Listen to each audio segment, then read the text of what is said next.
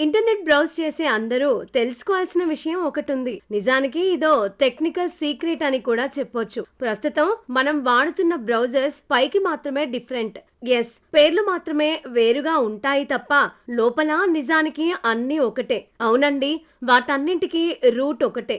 అదే క్రోమియం. మీరు వాడే బ్రౌజర్ గూగుల్ క్రోమ్ కావచ్చు, మైక్రోసాఫ్ట్ ఎడ్జ్ కావచ్చు. ఇవి చూడటానికి వేరుగా ఉన్నా లోపల మాత్రం క్రోమియం ఇంజిన్ మీదే నడుస్తాయి. ఈ రెండే కాదండోయ్, ఇంకా చాలా బ్రౌజర్లున్నాయి. Opera, Brave, Vivaldi, Thorium, Yandex, ఇలా ఏ పేరైనా చెప్పండి. పేరు, లుక్ వేరుగా ఉంటాయి తప్ప ఇంటర్నల్ గా మాత్రం అన్నీ ఒకటే. అన్నీ క్రోమియం బ్రౌజర్లే. ఇంతకీ ఈ క్రోమియం ఎవరిది? గూగుల్ది. అంటే ఏంటి? బ్రౌజర్లు వేరువేరుగా ఉన్నట్లు అనిపించినా ఒక రకంగా ఇంటర్నెట్ ని గూగులే శాసిస్తోంది.